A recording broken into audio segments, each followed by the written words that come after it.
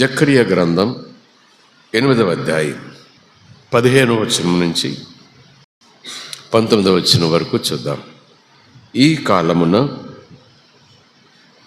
యెరూషలేమునకును యూదా వారికిని మేలు చేయాలని ఉద్దేశించుచున్నాను గనుక భయపడకండి. ఎవరు చెప్తున్నారు ఈ మాట? 14వ వచనం, సైన్యములకు అధిపతియగు యెహోవా సెలవిచ్చునదేమనగా, స్తోత్రం కలుగునుగాక. 15వ వచనం, ఈ కాలమున యెరూషలేమునకును యూదా వారికిని మేలు చేయాలని ఉద్దేశము కలిగి ఉన్నాను కనుక భయపడకండి. ఎంత చక్కటి మాటో, స్తోత్రం కలుగునుగాక. అంతకుముందు దేవుడు అనుమతించగా కీడులు జరిగాయి. దేవుడు కీడులు కూడా అనుమతిస్తాడా? కోర్స్, ఆయన మేలులు చేస్తాడు, కీడు చేయడు. ఆయన అనుమతిస్తాడు, అదన్నమాట. దేవుడు కీడు చేస్తాడంటే కీడు చేయటం కాదు, కానీ కీడు అంటే నష్టం, కాస్త ఇబ్బందిని ఆయన అనుమతిస్తాడు. ఒత్తిడి, ఆ స్థితిని, అనుభవాన్ని అనుమతిస్తాడు ఆయన. ఆ విషయాన్ని బట్టి ఇక్కడ యెరూషలేము వాస్తవ్యులు, యూదా ప్రజలు ఆ 15వ వచనానికి వెనక వచనాలకు వెళితే దేవుడు వాళ్ళను బాగా శోధించాడు. శోధించటం కాదు, చాలా పరీక్షలకు గురి చేశాడు. దేవుని పట్ల భయం పెరిగిపోయింది. ఎందుకు? ఆయన భయంకరుడు కాబట్టి భయపెట్టేశాడు వాళ్ళని. అంటే వారు మార్గం తప్పారు, వారు మాట తప్పారు, వారి భక్తిలో తప్పిపోయారు, దేవుని పట్ల భయభక్తులు కలిగి ఉండటంలో చల్లారిపోయారు. దేవుని నామానికి అవమానం వచ్చేలాగున ఆ ప్రజల మధ్యన, అన్యజనుల మధ్యన వాళ్ళు బ్రతకటం ప్రారంభించారు. అది దేవునికి ఇబ్బంది కలిగించింది. ప్రవక్తల ద్వారా మాట్లాడినా వారు మారు మనసు పొందలేదు. ప్రవక్తల ద్వారా హెచ్చరించినా కొద్ది మంది మారు మనసు పొందారేమో కానీ చాలా వరకు చాలామంది లెక్క చేయలేదు. కనుక వాళ్ళను కొన్ని పరిస్థితుల గుండా ప్రభు తీసుకెళ్ళాడు. వాళ్ళు భయపడటం ప్రారంభించారు. స్తోత్రం కలుగునుగాక. దేవుని మనకి స్తోత్రం. అయితే 13వ వచనం చూడండి. యూదా వాళ్ళారా, ఇజ్రాయేల్ వాళ్ళారా, మీరు అన్యజనులలో ఎలాగున శాపాస్పదమై ఉన్నారో, శాపాలకు ఆధారమైపోయారు. ఎక్కడ? అన్యజనుల మధ్యన. ఆశీర్వాదాలు మీలో ఉండాలి, ఆశీర్వాదాలు మీ మీద ఉండాలి, ఆశీర్వాదాలు మేఘములాగా మీ చుట్టూ ఆవరించేసి ఉండాలి.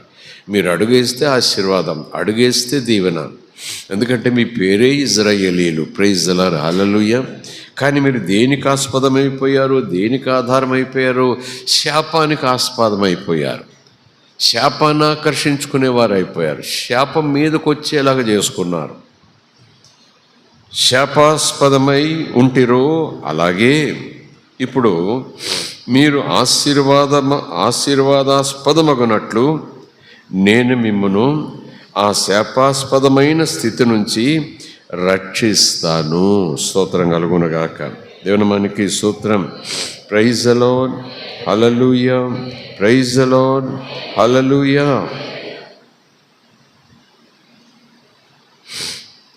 అలాగున్న వాళ్ళు దేవుని చేత ధైర్యపరచబడుతున్న సందర్భంలో ప్రభు మాట్లాడుతున్న మాట 15వ వచనం, ఈ కాలం, గతకాలం మీరు శాపమునకు ఆస్పదమైపోయారు. ఈ కాలం మీకు ఆశీర్వాదం ఆస్పదంగా చేయాలని అనుకుంటున్నా. యెహోవా మాట్లాడుతున్నాడు. అయ్యో మరొకసారి ఏమవుతుందో అని భయపడకండి. ఇప్పుడు శాపము తెచ్చిపెట్టే మాట కాదు, కీడు తెచ్చిపెట్టే మాట కాదు. ఇప్పుడు మిమ్మలను ఆశీర్వదించే మాట, మీ స్థితిగతులను మార్చే మాట, మిమ్మలను వర్ధిల్ల చేసే మాట, మిమ్మలను ఫలింపజేసే మాట. స్తోత్రం కలుగునుగాక. హల్లెలూయా. దేవునికి స్తోత్రం. ఈ కాలమున యెరూషలేమునకును యూదా వారికిని మేలు చేయాలని ఉద్దేశించి ఉన్నాను గనుక ఇక మీరు భయపడాల్సిన పని లేదు. ఏం చేయాలి? 16వ వచనం, మీరు చేయవలసిన పని ఏంటంటే అదనమాట, మీరు చేయవలసిన కార్యములు ఏవంటే, పనులేంటంటే, ప్రతివాడు తన పొరుగువానితో సత్యమే మాటలాడవలెను. సత్యమును బట్టి, సమాధానకరమైన న్యాయమును బట్టి మీ గుమ్మములలో తీర్పు తీర్చవలెను. అంటే తీర్పు అంటే నిర్ణయాలు, అలా ఉండాలి. 17 వచనం, తన పొరుగువాని మీద మీలో ఎవడును దురాలోచన యోచింపకూడదు, అబద్ధ ప్రమాణము చేయుటకు ఇష్టపడకూడదు. ఇట్టివన్నీ నాకు అసహ్యములు. ఇదే యెహోవా వాక్కు. Praise the Lord. హల్లెలూయా. కీడు తొలగించి ఆశీర్వాదం పంపించాలని దేవుడు ఆశపడుతున్నాడు. ఆ దినాల్లో ప్రస్తుతం మన ఆత్మీయ ఆధ్యాత్మిక స్థితులను బట్టి చూస్తే, మన జీవితాలకు అన్వయించుకుంటే, అంటే మన ఆత్మీయతలోనూ అన్ని విషయాలు కూడా దేవుడు ఒక లిఫ్ట్ ఇవ్వటానికి ఇష్టపడుతున్నాడేమో అన్నట్టుగా పాఠం నేర్చుకోవటానికి ప్రయత్నం చేయాలి. ఆశీర్వదించబోతున్నాను, ఆశీర్వదించాలని నిర్ణయం తీసేసుకున్నాను కనుక మీరేం భయపడాల్సిన పని లేదు. సో ఇప్పుడు మీరేం చేయాలి? ఇంతకుముందు ఏం చేశారు, ఇప్పుడు ఏం చేయాలి? ఇంతకుముందు ఏం చేశారో చెప్పలేదు, కానీ ఇప్పుడు ఏం చేయాలో చెప్తున్నాడు. దాన్ని బట్టి మనకు ఏమర్థం అవ్వాలి? ఇప్పుడు ఏం చేయాలో చెప్తున్నాడంటే ఇంతకు ముందు వాళ్ళు అలా చేయలేదన్నమాట. అంటే మార్చుకోండి అంటున్నాడు, మీరు మారాలి అంటున్నాడు, మీ మాట తీరు మారాలి అంటున్నాడు, ఇతరులతో మీ సంభాషణలో యథార్థత ఉండాలి అంటున్నాడు. స్తోత్రం కలుగునుగాక. దేవునికి స్తోత్రం. మీరు చేయాల్సిన పని ఏంటంటే, కార్యములంటే మనం ఒక గ్రాంధికంగా పండితుల భాషలోకి వెళ్ళిపోతాం. బైబిల్ చదివేటప్పుడు ఏదో కార్యాలంట అనుకుంటాం. మిమ్మల్ని ఆశీర్వదించాలనుకుంటున్నాను, నాకు డిసిషన్ అయిపోయింది.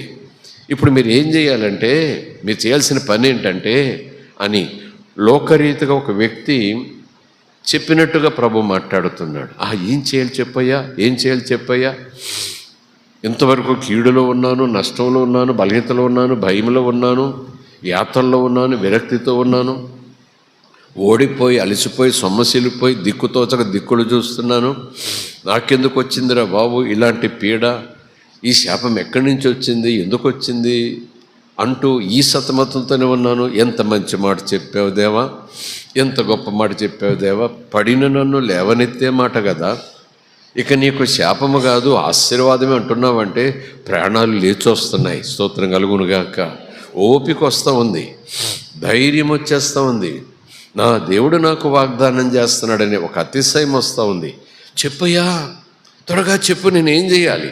ఈ ఆశీర్వాదాలన్నీ నువ్వు ఇవ్వాలనుకుంటున్నాను అన్నాడు కదా, ఇవ్వాలని అనుకుంటున్నాను, నిర్ణయం తీసేసుకున్నాను, గ్యారంటీ, గన్ షాట్ అన్నట్టు. అయితే నువ్వేం చేయాలంటే అని ఇంకా అంటుంటే, బహుశా మీరు నేను అక్కడ ఉంటే, త్వరగా చెప్పు, వాట్ షాల్ వీ డూ, ఏం చేయాలి త్వరగా. ఆశీర్వాదాలు కదా, దీవెనలు కదా, జీవితంలో ఒక బలమైన మార్పు వచ్చేటటువంటి ఆ విధానం కదా. నదుల్లో మునగమంటాడా, కొండలెక్కమంటాడా, నిప్పులు రగలించమంటాడా, ఏం చేయమంటాడు? లేఖనం ఆశ్చర్యం. ఏమంటున్నాడు? మీరు చేయాల్సిన పని ఏంటంటే, ప్రతివాడు 15వ వచనం ప్రకారం చూసుకుంటే, ఆశీర్వదించాలని అనేసుకున్నాను, నిర్ణయం తీసేసుకున్నాను, ఈ ఆశీర్వాదం నీకు కావాలంటే అన్నట్టు అన్నమాట. ఇంచుమించులో ఆశీర్వాదాలు మీకు వచ్చేస్తున్నాయి కనుక మీరు ఇలా రెడీగా ఉండాలి. ఎలా రెడీగా ఉండాలి?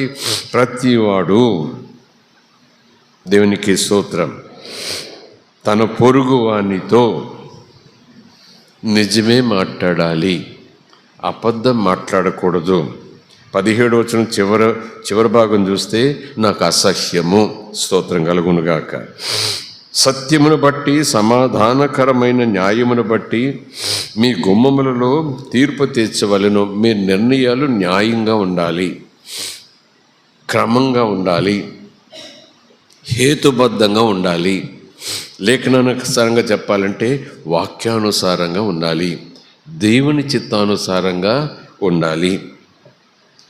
తన పొరుగువాని మీద ఎవడును చెడ్డ ఆలోచన చేయకూడదు.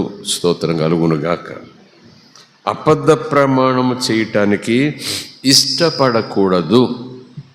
నాకు అబద్ధ ప్రమాణం చేయాలని మనసు వస్తే దానిని చంపేసుకోవాలి. ఒకవేళ ఎవరైనా ప్రేరేపిస్తే, ప్రోత్సహిస్తే, నీకు లాభం వస్తుందనో, నీకు లాభం ఇస్తాననో, ఏదైనా మిష చేత ఒకవేళ అలాగా నీకు ప్రోత్సాహం ఇచ్చినా నువ్వు ఇష్టపడకూడదు. దేని కొరకు?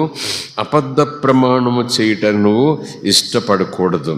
ఇలాంటివన్నీ నాకు అనగా నిన్ను ఆశీర్వదించటానికి నిర్ణయం తీసుకున్నటువంటి నాకు ఇలాంటివన్నీ అసహ్యములు. కనుక ఇదే నా మాట. స్తోత్రం కలుగునుగాక. హల్లెలూయా.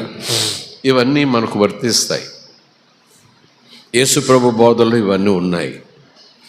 పొరుగు వాని విషయంలో ఎలాగ ఉండాలి, ఇరుగు వాని విషయంలో ఎలాగ ఉండాలి, బాధలో ఉన్న వారి విషయంలో ఎలాగ ఉండాలి. యేసు ప్రభు చెప్పారు కదా, మీ మాట అవునంటే అవును, కాదంటే కాదు అన్నట్టుగా ఉండాలని ప్రభువు చెప్పారుగా. ఎందుకంటే మరొక చాటు ప్రభు అంటారు, మీరు మాట్లాడే ప్రతి మాటకు ఒకరోజు లెక్క అప్పచెప్పాలి అన్నారు కదా. దాదాపు ఇంకా చాలా వచనాలు ఉంటాయి. ఏది కృపాకాలమును తెలియజేసే నూతన నిబంధన అని మనం చదువుకున్న ఆ భాగంలో ఇంకా చాలా మాటలు మనకు కనిపిస్తాయి. ఇంచుమించు ఇదే తాత్పర్యాన్ని అవి ఇస్తాయి. కనుక దానికి వ్యతిరేకంగా ఉన్న విషయాలేమో యెహోవాకు అసహ్యమట. ఇది యెహోవాకు 18-19.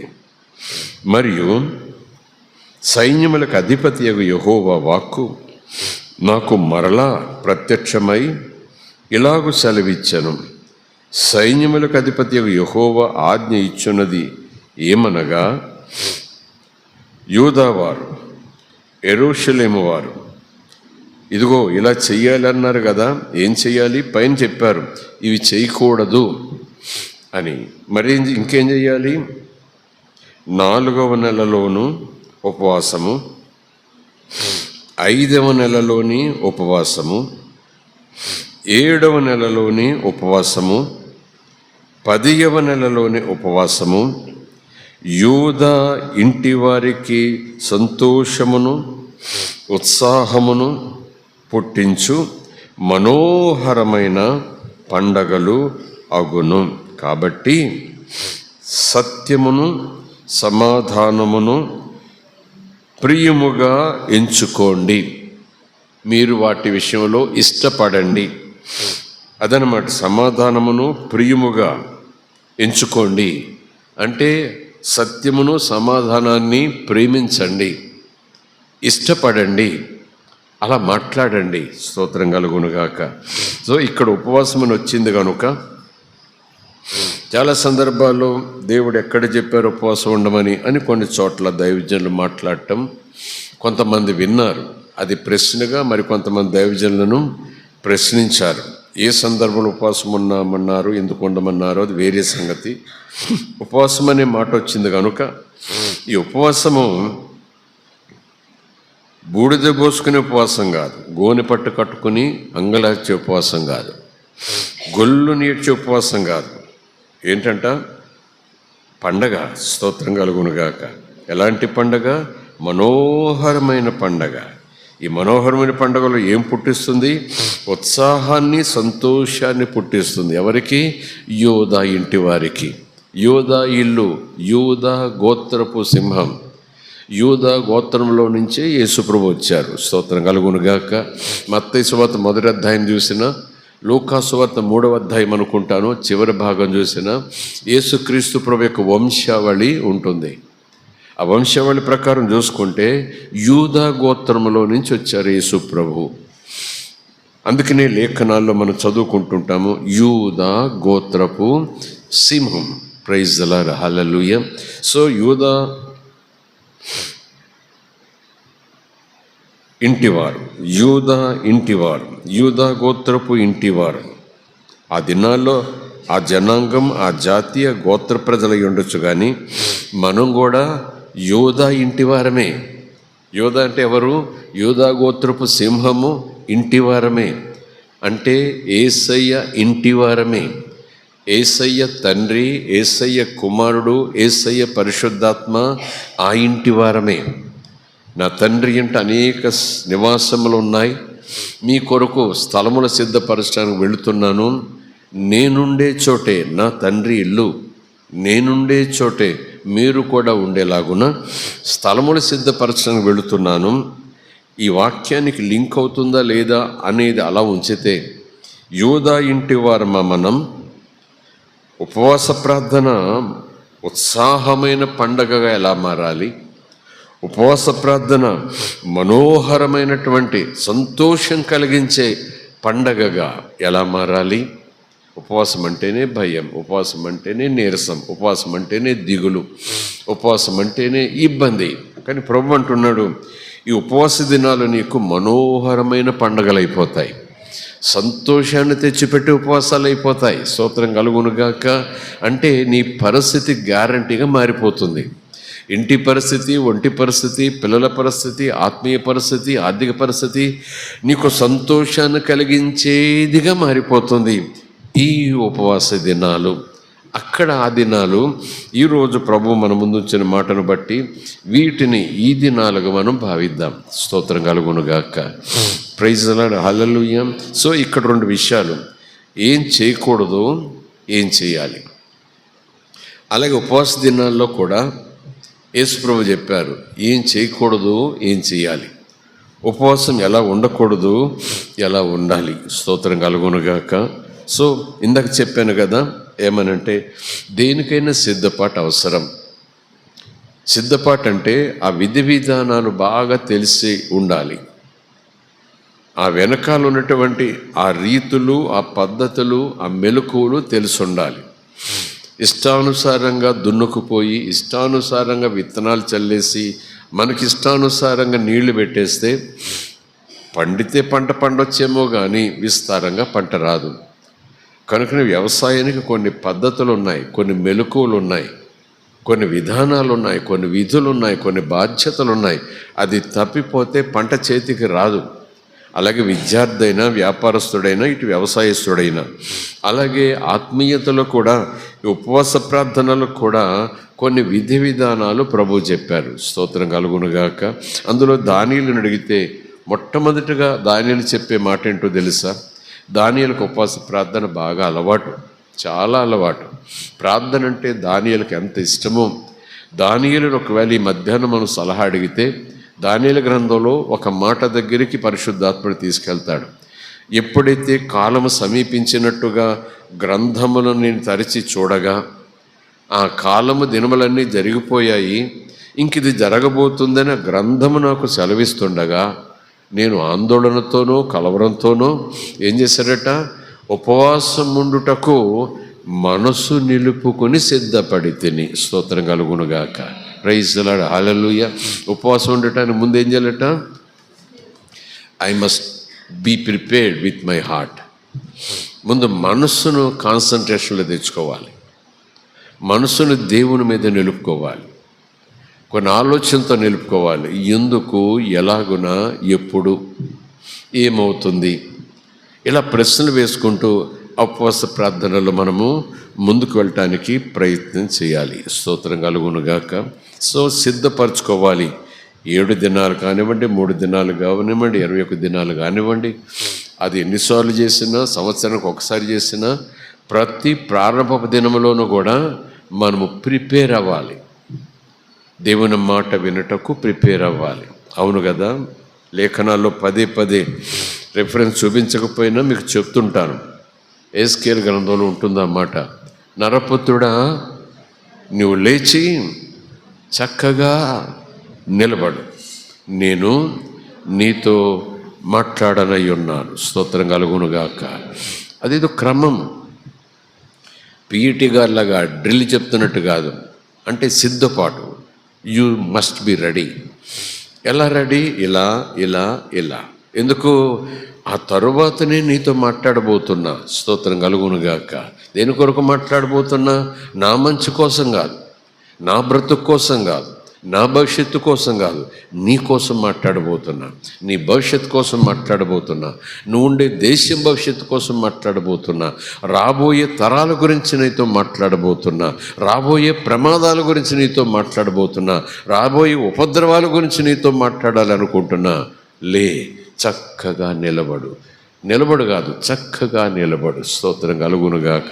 Praise the Lord. హల్లెలూయా. మర్చిపోలేదుగా నిర్గమకాండంలో మోషేను దేవుడు పిలుస్తాడు.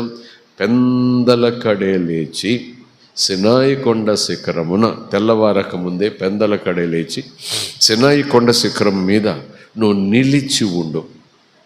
అక్కడ చేరుకొని నిలిచి ఉండు.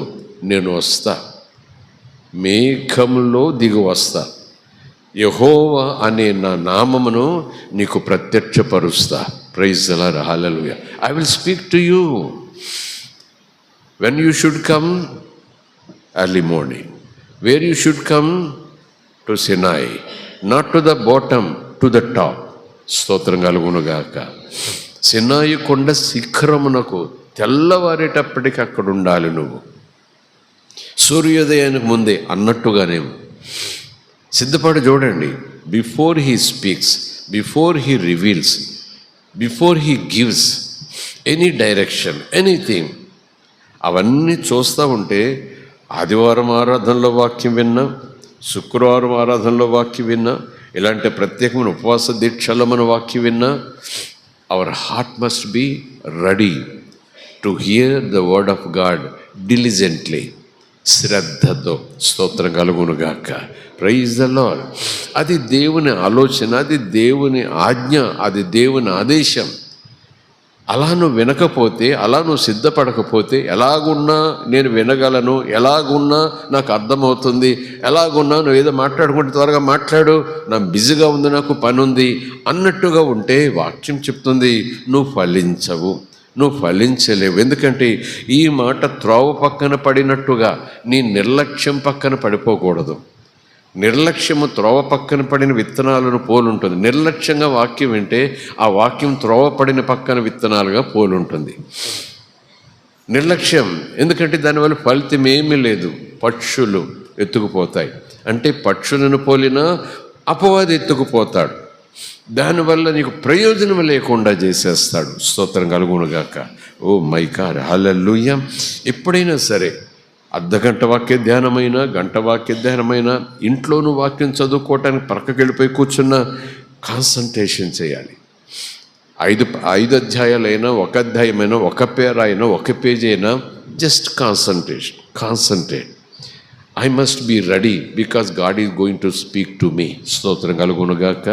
ప్రార్థన మనం దేవునితో మాట్లాడటమని దైవజనులు తరచుగా చెప్తుంటారు.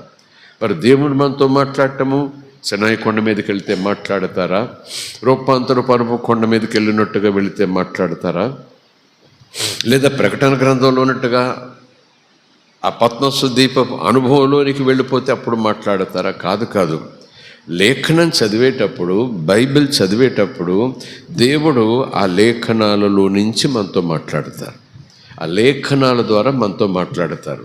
కనుక దేవుడు మాట్లాడబోతున్నాడు అనే ఉద్దేశంతో మనం లేఖనాన్ని ధ్యానం చేయాలని ప్రభువు చెప్తున్నారు. స్తోత్రం కలుగునుగాక. ఈ విషయంలో అస్సలు తొందరపాటు కుదరదు. అస్సలు తొందరపాటుగా భోంచేయి, అరుగుతుందో అరగదో, తర్వాత కడుపు నొప్పి వస్తుందో నీ ఇష్టం.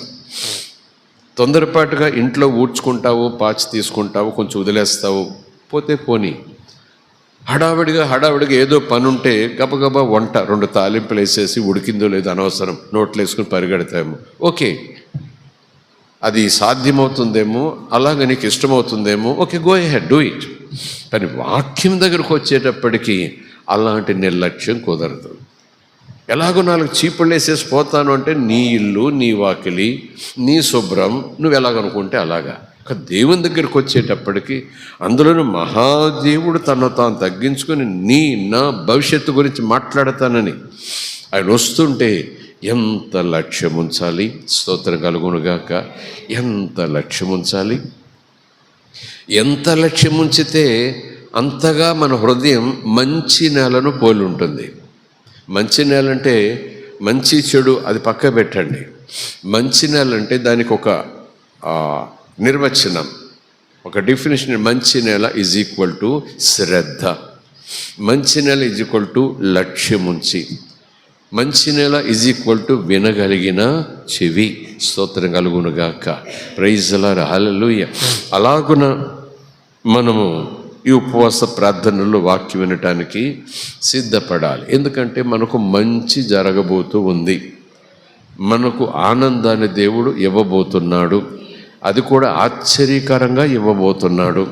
ఇక సంతోషం అనేలాగున దేవుడు నడిపించబోతున్నాడు. అయ్యో ఉపవాసమా బాబు, మళ్ళానా బాబు అనుకోకండి. ఈ ఉపవాసం నీకు సంతోషాన్ని తెచ్చిపెడుతుంది, ఆనందాన్ని తెచ్చిపెడుతుంది. ఎందుకంటే నేను నిర్ణయం తీసేసుకున్నా, నిన్ను ఆశీర్వదిస్తా, భయపడకు. స్తోత్రం కలుగునుగాక. కీడులు తప్పిస్తా, భయపడకు. చేదు నుంచి విడిపిస్తా, భయపడకు. ఇరుకు నుంచి లేవనెత్తుతా, భయపడకు. ఇంకా చెప్పాలంటే పరిస్థితులు మారుస్తా, భయపడకు. స్తోత్రం కలుగునుగాక. ఈ 7 దినాల్లో 7 సంఖ్య ఎలాగ ఉండనివ్వండి, ఉపవాస దినాల్లో మన మనసును ఎంత శ్రద్ధగా వాక్యం వినటానికి మనం సిద్ధపడిపోతామో, ఆ వాక్యాన్ని బట్టి దేవుడు మనలను లిఫ్ట్ చేస్తారు బయటికి, పైకి. స్తోత్రం కలుగునుగాక. Praise the Lord, hallelujah. స్తోత్రం కలుగునుగాక. సో అలవాటు చొప్పున మనం తప్పక ఉపవాస ప్రార్థనల్లో పాల్గొంటూ ఉండాలి. లేఖనాల ప్రకారం చూసిన అనుభవం కలిగిన ప్రార్థనా పరులైన దైవజనుల యొక్క బోధలు మనము తరచుగా పరిశీలించే చూసిన దేవుడు విశ్వాసికి లేదా సంఘానికి ఇచ్చిన గొప్ప ఆయుధము, పదునైన ఆయుధం.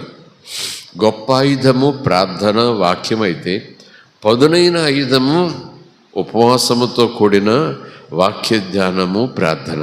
స్తోత్రం కలుగునుగాక. నిజంగా ఇది ఆయుధమే. ఎందుకంటే ఉపవాస ప్రార్థన ద్వారా సాధించలేనిదంటూ ఏది ఉండదు. ఉపవాస ప్రార్థన ఒక మనిషిని సిద్ధపరుస్తుంది దేవుని కార్యాల కొరకు, బలహీనతలు పోగొట్టుకున్నట కొరకు, అపవాదిని ఎదిరించుట కొరకు. దేవుని మనకి స్తోత్రం. అలవాటు చెప్పనని కాదు, యేసుప్రభు ఉపవాసం చేసినప్పుడు 40 రోజులు ఏమీ తినకుండా అరణ్యములో ఉన్నప్పుడు, ప్రార్థన చేసుకుంటూ ఉన్నప్పుడు శోధనలు వచ్చాయి, శోధకుడు వచ్చాడు. అవన్నీ మనం పరిశీలన చేస్తే ఉపవాస ప్రార్థన షో కోసం కాదు, అంకెలు లెక్కపెట్టు కోసం కాదు. ఎన్ని ఉపవాసాలు చేశానంటే సంవత్సరంలో అని అదేదో ఏమంటారు చెప్పండి, క్రెడిట్ కోసం వేసుకునే మార్కుల కోసం కాదు. ఉపవాస ప్రార్థనలు ఎప్పుడైనా సరే జయము పొందుట కొరకు, బలము పొందుట కొరకు, దైవ ప్రత్యక్షత పొందుట కొరకు, ఆధ్యాత్మికంగా ఒక ఉన్నతమైన స్థితికి చేరుట కొరకు దేవుడు ఇస్తున్న అవకాశం, దేవుడు తెరుస్తున్న ఒక మార్గం. స్తోత్రం కలుగునుగాక. Praise the Lord, hallelujah. So తరచుగా పాత నిబంధనలో చూస్తాం, ఈవెన్ క్రొత్త నిబంధనలో కూడా ఉపవాసాలు ఉండే అలవాటు చాలా చోట్ల మనం చూస్తుంటాం. అపొస్తలుడైన పౌలు, ఈవెన్ సంఘం, స్తోత్రం కలుగునుగాక, ఇటు యేసు ప్రభువు కూడా నూతన నిబంధనలు సువార్తలలో ఉపవాసం ఉన్నటువంటి పరిస్థితి. యోహాను శిష్యులు మరికొంతమంది పరిసయ్యులు యేసు ప్రభువుని అడుగుతారు, ఏమని, మేము తరచుగా ఉపవాసం ఉంటున్నాము, మీ శిష్యులేంటి అసలు ఉపవాసం ఉండరు, అస్సలు ఉపవాసం ఉండరు ఏంటి అని అడుగుతారు యేసు ప్రభువుని. మత్తయి సువార్త 9:15 కనిపిస్తుంది. అప్పుడు యేసు ప్రభు ఉంటారు, పెండ్లి కుమారుడు ఎదురుగా ఉన్నప్పుడు, పెండ్లి కుమారునితో ఉన్నప్పుడు సంతోషంగా ఉండాలి, ఉపవాసం ఉండాల్సిన పని లేదు. కానీ పెండ్లి కుమారుడు వెడలిపోయిన తర్వాత, పెండ్లి కుమారుడు వెళ్ళిపోయిన తర్వాత తప్పక ఉపవాసం ఉండాలి, ఉపవాసం ఉంటారు. స్తోత్రం కలుగునుగాక. పెండ్లి కుమారుడు యేసు ప్రభువుకు సాదృశ్యం అనుకుంటే, ఆయన తన యొక్క కార్యాన్ని, దేవుని చిత్తాన్ని ముగించి సమాప్తమైందని చివరి మాట పలికి ఆత్మను తండ్రి చేతుల్లో పెట్టి 3 దినాలు సమాధిలో ఉండి, సమాధిని గెలిచి, మరణపు ముళ్ళుని విరిచి, సాతానికి లయపరిచి, తిరిగి లేచి కొద్ది దినాలు చాలామంది కనపడి ఆరోహణుడై వెళ్ళిపోయాడు. పెండ్లి కుమారుడు వాళ్ళ పెండ్లి కుమారుడుగా రాబోతున్నాడు. మనిషి కుమారుడు వెళ్ళాడు, పెండ్లి కుమారుడుగా రాబోతున్నాడు. ఆ వెళ్ళిపోయినప్పుడు ఉపవాసము ఉంటారు, ఉండాలి. స్తోత్రం కలుగునుగాక. సో యేసు ప్రభువు కూడా ఉపవాసాలు ఉండుట గురించి మాట్లాడారు. మత్తయి సువార్త 6వ అధ్యాయం చూస్తే మీరు ఉపవాసములు ఉన్నప్పుడు ఇలా ఉండకూడదు అన్నారు. అంటే యేసుప్రభు దృష్టిలో ఉపవాసాలు ఒక క్రమం. స్తోత్రం కలుగునుగాక. ప్రైజ్ ది లార్డ్, హల్లెలూయా. ఆయన కూడా ఉపవాసం ఉన్నారు కనుక యేసు మాదిరి కనుక ఇదంతా మళ్ళీ మనం ఒకప్పుడు విన్నాం. 20 సంవత్సరాల నుంచి ఉపవాస ప్రార్థనల్లో ఇనీషియల్గా ఇలాంటి వచనాలన్నీ వింటూనే ఉంటాం. కానీ తరచుగా మనం పొరపాట్లు చేస్తూ ఉంటాం. ఒక్కొక్కసారి నిర్లక్ష్యంగా వాక్యం మీద శ్రద్ధ పెట్టాం, ప్రార్థన మీద శ్రద్ధ పెట్టాం. ఇదిగో యెహెజ్కేలు గ్రంథంలో కాదు జకర్యా గ్రంథంలో ప్రభు చెప్పినట్టుగా ఆ ఉపవాస దినముల సందర్భంలోనే కాదు, ఉపవాస దినముల యొక్క స్థితి ఏంటంటే మీరు మారాలి. మీరు గతంలో ఎలాగున ఉండకూడదో అలా ఉండేవారు, ఇప్పుడు ఎలా ఉండాలో అలా ఉంటూ ఎలా ఉండకూడదో అవి మానుకోండి అంటున్నాడు. స్తోత్రం కలుగునుగాక. అంటే ఉపవాసం ఉండాలి. 3, 4, 5 నెల, 10 నెల. కొంతమంది అయ్యా లెక్కలేసుకుంటారు ఇలాంటి వచనాలు చూసుకుని. అమ్మయ్య 3వ నెల ఉపవాసం చేసేసాం, అమ్మయ్య 4వ నెల ఉపవాసం కూడా చేసేసాం. ఆహా, మనలాగా ఎవరు ఉపవాసం ఉండరు, 5వ నెల ఉపవాసం కూడా చేసేసుకున్నాం. ఇదిగో వచ్చే నెల 10వ నెల ఉపవాసాలు, అందులో రండి. మీకు తెలుసా మీరు ఉపవాసాలు ఉంటారా? మేము 3వ నెల ఉపవాసాలు చేస్తాం, 4వ నెల ఉపవాసం చేస్తాం, 5వ నెల ఉపవాసాలు చేస్తాం, 10వ నెల ఉపవాసాలు చేస్తాం. ఎంత భక్తో చూసారా? మీరు అసలు ఉపవాసాలు చేయరా అంటూ కొంతమంది భుజాలు చదువుకుంటారు. అవి అంకెల కోసం కాదు, లెక్కల కోసం కాదు. ఆ ఉపవాస దినాల్లో మీరు మార్పు చెందాలి. అంతవరకు చేయకూడదు చేసుకుంటూ వచ్చారు, మానాలి. ఏం చేయాలో అది చేయటం ప్రారంభించాలి. అలాగున ఉపవాసం ఉండాలి. స్తోత్రం కలుగునుగాక. Praise the lord. దెన్ ఆ ఉపవాస ప్రార్థనకు సత్ఫలితం ఉంటుంది, గొప్ప ఫలితం ఉంటుంది, ఊహించిన దానికన్నా అధికమైన ఫలితం ఉంటుంది అనటంలో ఏ మాత్రము సందేహం లేదు. స్తోత్రం కలుగునుగాక. ప్రైజ్ ది లార్డ్, హల్లెలూయా. కనుక ఉపవాస ప్రార్థన విశ్వాసకి అలవాటు చొప్పున చేసేదిగా ఉండి తీరాల్సింది. ఇది శ్రేష్టమైన ఆయుధమని, దేవుడిచ్చిన ఆయుధమని మనం నమ్ముతున్నాం. పాత నిబంధనలో చూస్తే మొత్తం ఇశ్రాయేలీయులందరూ కూడా ఉపవాసం ఉండి ప్రార్థన చేసినట్టుగా చాలా సందర్భాలు చూస్తాం. అందరూ గొల్లను గోనెపట్టు కట్టుకుని మందిరం ముందు, ప్రత్యక్ష గుడారం ముందుకు వచ్చి ప్రార్థన చేసిన విధానం, పశ్చాత్తాపడిన విధానం, యెహోవా సహాయం కొరకు వేడుకొనిన విధానం. యెహోషువతు రాజు ఉపవాసం ఉండి ప్రార్థన చేద్దాం, శత్రురాజులు వచ్చేసారు, మన దగ్గర సైన్యం లేదు, మన దగ్గర ఆయుధాలు లేవు, మన బలం సరిపోదు, ఇక మనకెవరి దిక్కు, యెహోవాయే అంటూ రాజ్యమంతా చాటింపేస్తే పిల్లలు, స్త్రీలు, యవనస్తులు, పురుషులు అందరూ వచ్చేసారు. రాజుతో కలిసి ఉపవాసం ఉండి ప్రార్థన చేయటం ప్రారంభించారు. స్తోత్రం కలుగునుగాక. అంటే ఉపవాస ప్రార్థన అంటే ఒక్కరు చేసేదా? కాదు. ఉపవాస ప్రార్థన అంటే ఒక జాతి అంతా చేయొచ్చు. ఉపవాస ప్రార్థన అంటే ఒక గుంపు చేయొచ్చు. ఉపవాస ప్రార్థన అంటే ఒక కుటుంబం చేయొచ్చు. ఉపవాస ప్రార్థన అంటే 2, 3 చేయొచ్చు. ఉపవాస ప్రార్థన అంటే వ్యక్తిగతంగా కూడా చేయాలి, పర్సనల్గా కూడా చేయాలి, ఒక్క వ్యక్తి చేయాలి. అన్నీ పరిశుద్ధ గ్రంథంలో ఉన్నాయి. స్తోత్రం కలుగునుగాక. హల్లెలూయా. ఉపవాసం అంటే సంఘమంతా చేసినప్పుడే తర్వాత అక్కర్లేదనుకుంటే అది ఉపవాసమే. అప్పుడప్పుడు కుటుంబం కూడా ఉపవాస ప్రార్థనలు చేస్తుండాలి. అప్పుడప్పుడు కుటుంబమే కాకుండా ఒకరిద్దరు కలిసి ఉపవాస ప్రార్థన చేస్తుండాలి. మిగిలిన వారికి అవకాశం ఉండకపోవచ్చు. తరచుగా వ్యక్తిగతంగా మనం పర్సనల్గా మన మట్టుకు మనము ప్రభుతో ఆ ఫెలోషిప్ని బలపరచుకోవడం కోసం ఉపవాస ప్రార్థనను ప్రతిష్ఠించుకుంటూ ఉండాలి. వ్యక్తిగతంగా అందరికీ చాటింపేసే ప్రసక్తి లేదండి. చాటింపేసి ఉపవాసం చేయొద్దని ప్రభు ఎప్పుడూ చెప్పారండి. స్తోత్రం కలుగునుగాక. అఫ్కోర్స్ నినివే పట్టణము నాశనం కాబోతా ఉన్నదని యోనా చేత దేవుడు ప్రకటింప చేసినప్పుడు యోనా 3 దినముల ప్రయాణం ఆ పట్టణంలో తిరుగుతూ దుర్గతి రాబోతుందని యెహోవా సెలవిస్తున్నాడు చెప్పినప్పుడు పట్టణస్థులందరూ కూడా గోనెపట్ట కట్టుకుని బూడిద వేసుకుని ఇశ్రాయేలీయుల మాదిరిగా దేవుని సన్నిధిలో తమ జీవితంలో ఉన్న పాపముల విషయంలో పశ్చాత్తాపపడుతూ ఉపవాసం ఉండి ప్రార్థన చేశారు. స్తోత్రం కలుగునుగాక. ప్రైజ్ ది లార్డ్, హల్లెలూయా. అప్పుడు అందరూ కూడా ఒకరితో ఒకరు చెప్పుకున్నారు. అధికారులు కూడా చాటింపేశారు. రాజు కూడా మళ్ళీ ప్రత్యేకంగా కొన్ని కండిషన్లు పెట్టాడు. పశువులు కూడా గడ్డి వేయొద్దు, పసిపిల్లలకు కూడా పాలు ఇవ్వద్దు. అంటే అంత కఠినంగా ఖచ్చితంగా ఇక దేవుని దగ్గర పడిపోదాం కాళ్ళ మీద. చూడు, పసిపిల్లోడు కూడా చుక్క పాలు తాగలేదు, పశువు కూడా గడ్డి తినలేదు, ఇక నువ్వే మాకు దిప్పు, చంపేస్తావు, ఏం చేస్తావు, మేము మారుతాం, మా బ్రతుకులు మార్చుకుంటామని ఆ రోజు నుంచి వాళ్ళు ఉపవాసం ఉండటమే కాదు, ఉపవాసం ఉంటూ అంతకుముందు చేసేవన్నీ కూడా చేయటం మానేశారు. అంటే చెడ్డవి. స్తోత్రం కలుగునుగాక. యోనా గ్రంథం ఆ 4వ అధ్యాయంలో మనకు కనిపిస్తలేదు, 3వ అధ్యాయం చివరిలో మనకు కనిపిస్తుంది. వారు తమ జీవితంలోని చెడునంతా కూడా చేయటం మానేశారు. స్తోత్రం కలుగునుగాక. అలాగున ఒక జాతి, ఒక పట్టణం, ఒక దేశం అందరూ చాటింపేసినట్టుగా ఒకరితో ఒకరు చెప్పుకుని అధికారులు చెప్పగా వచ్చి ఉండొచ్చు. ఎస్తేరు గ్రంథంలో చెప్పబడినట్టుగా ఎస్తేరు తన అంకులతో చెప్తుంది, మన వాళ్ళందరికీ చెప్పండి, నేను రాజు దగ్గరికి వెళ్ళటానికి ముందు అంతఃపురంలో నా చెలికత్తులతో కలిసి నేను ఉపవాసం ఉండి ప్రార్థన చేస్తా, మీరు కూడా నా కొరకు ఉపవాసం ఉండి అందరికీ చెప్పండి ఉపవాసం ఉండి ప్రార్థన చేయమని. అలా జాతి అంతా ఉపవాసం ఉన్న దినాలు. కానీ లేఖనం చెప్తుంది మత్తయి సువార్త 6వ అధ్యాయంలో మీరు ఉపవాసం ఉన్నప్పుడు మెయిన్గా ప్రభు అంటారు, మీరు ఉపవాసం ఉన్నప్పుడు అంటే వ్యక్తిగతంగా ఒకరు కానీ ఇద్దరు కానీ కుటుంబం కానీ ఎక్కువగా పబ్లిసిటీ చేయకండి అంటాడు యేసు ప్రభు. ఏం చేయకూడదు? పబ్లిసిటీ చేయకండి.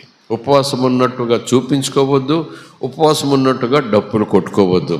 ఆ ఉపవాసం దేవుని దృష్టిలో అంగీకారం కాదని యేసు ప్రభు చెప్పారు. స్తోత్రం కలుగునుగాక. ఆ మాట ఈ దినాల్లో కాదు, చాలా కాలం నుంచి అసలు లెక్కే లేదు. ఒకవేళ సంఘం అంతా ఉపవాసం ఉంటే సంఘానికి ప్రకటన చేసుకోవాలి. సంఘంలో ఈ ఉపవాస ప్రార్థనల గురించి యూట్యూబ్లో ఎందుకు, అందరికీ ఎందుకు తెలియాలి అనేది ఒక దైవజనుడు ప్రశ్నిస్తాడు. మరీ అంతలా చూడకూడదు బ్రదరు, తెలియాలి కదా అందరికీ. మరీ అంత కఠినంగా అంత ఖచ్చితంగాను మరీ గిరిగీసినట్టు చెప్పకూడదు.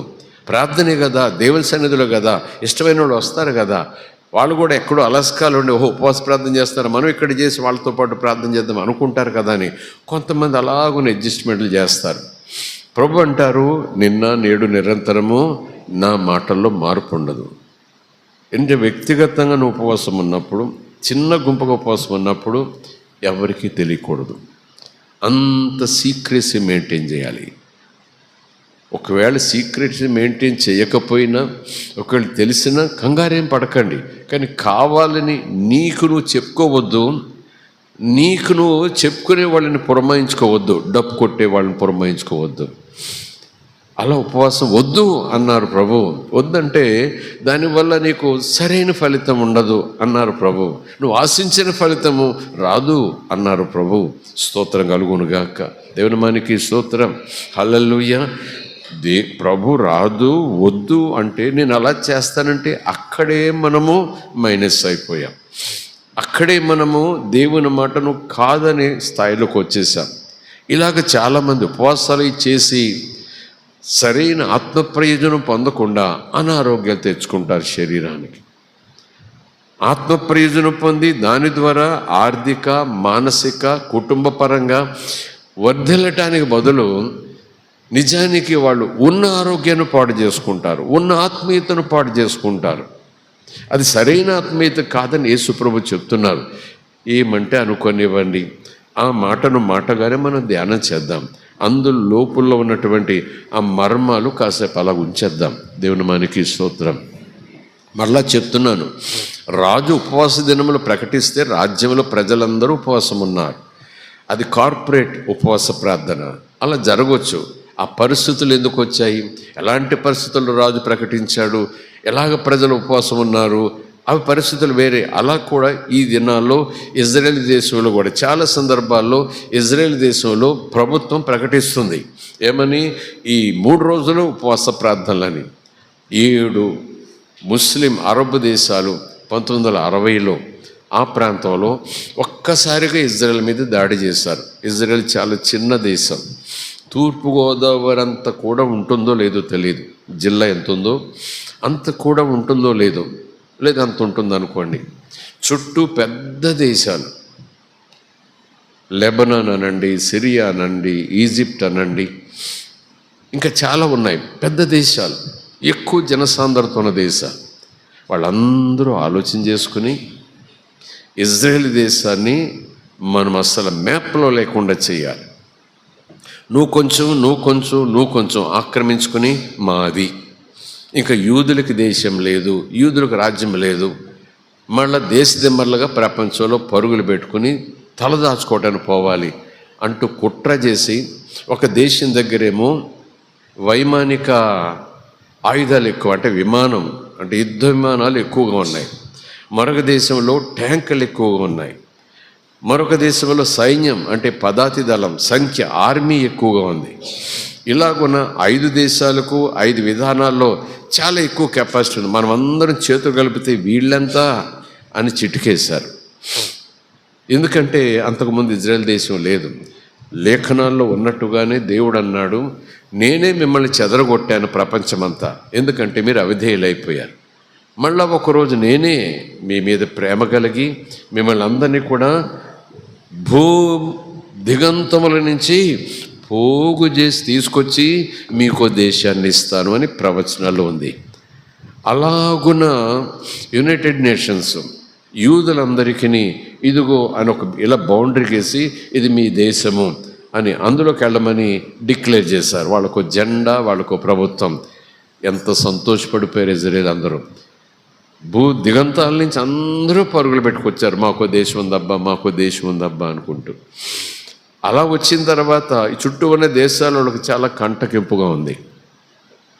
అలాగని వీళ్ళు ఆలోచన చేసి ఎంతసేపు 5 మూలలు ఉన్నారు, మధ్యలో ఉంది ఇజ్రాయెల్ దేశం చిన్నది, చుట్టూ 5 పెద్ద దేశాలు ఉన్నాయి. ఎంత 1, 2, 3 అనేటప్పటికి అయిపోతారు అంతే. వీళ్ళు 24 గంటలు కూడా అక్కర్లొద్దు వీళ్ళని తీసి పారేయటానికి అంటూ. ఒకరోజు అందరూ కూడబలుక్కుని ఇజ్రాయేలీ యొక్క పండగ దినం ఒకటి ఉంది. ఈవెన్ సైనికులు కూడా ముఖ్యమైన వారు తప్ప అందరూ ఇళ్ళ దగ్గర ఉంటారు, అందరూ ప్రార్థనలో ఉంటారు, అందరూ ఆ పండగ వాతావరణంలో ఉంటారు, ఇళ్ళ దగ్గర ఉంటారు. ఆ టైంలో దాడి చేశారు 5 దేశాల వాళ్ళు. ప్రపంచమంతా వద్దు కాదు ఊరుకోండి అన్నా సరే నోవే, వాళ్ళు ఊరుకోలేదు. చక్క వచ్చేయటం మొదలుపెట్టారు. దూర ప్రాంతం నుంచి అమెరికా కానీ బ్రిటన్ కానీ ఏమైనా పంపాలంటే చుట్టూ దేశాలు వాళ్ళ దేశంలోంచి వెళ్ళాలి, వీళ్ళ సహాయం వెళ్ళాలంటే. సముద్రాలు ఏమీ దగ్గరగా లేవు, సముద్రం వెళ్ళాలన్నా ఈ దేశాల సముద్రాల దారిలోంచి వెళ్ళాలి, వాళ్ళు ఆపేస్తారు అక్కడ. ఇంకా విమానాల్లో పైనుంచి రావాలి, ఎంత వేగంగా రావాలో. ఈ లోపల వీళ్ళమైన ఆయుధాలతో విమానాలు పడగొడతారు. అయినా సరే అమెరికా బ్రిటన్ ఇవన్నీ కొంచెం సహాయం చేయడానికి ప్రయత్నం చేసినా వీళ్ళకి సహాయం అందుకోలేని స్టేజ్లో ఉన్నారు. చుట్టూ దేశాలు కమ్మేసుకున్నాయి. నిజంగానే వాళ్ళు లోపలికి చొచ్చుకెళ్ళిపోతే 24 hours కూడా పట్టదట. అలాంటిది 6 రోజులు యుద్ధం జరిగింది. ఓల్డా మీర్ అని లేడీ, అప్పుడు prime minister president Israel lady, ఆమె డిక్లేర్ చేసింది, ఎక్కడ వాళ్ళు అక్కడి సైనికులు ఉన్న పాటున వేగంగా సరిహద్దుల్లోకి చేరుకోండి. అయినా ఎక్కడ ఆయుధాలు పోగేసుకోవాలి, రెడీ పెట్టుకోవాలి, పొజిషన్లోకి రావాలి, పథకాలు వేసుకోవాలి, ప్రణాళికలు వేసుకోవాలి, కందకాల్లో దాక్కోవాలి, ఎదుర్కోవాలి. టైం పడుతుంది, అంత టైం లేదు. వెంటనే డిక్లేర్ చేసింది, పాత నిబంధనలో దేవుడిచ్చిన ఆయుధం మొత్తం దేశమే డిక్లేర్ చేసింది. ఎన్ని రోజులు? యుద్ధములో జయమొచ్చే వరకు ఉపవాస ప్రార్థన డిక్లేర్ చేసింది ఆవిడ. స్తోత్రం కలుగునుగా. ఇప్పుడేం పని చేయదంటారు కొంతమంది, ఇప్పుడు కాదండి అప్పుడెప్పుడు అంటారు. ఆవిడ డిక్లేర్ చేసింది, యూదురాలు, ప్రైమ్ మినిస్టర్.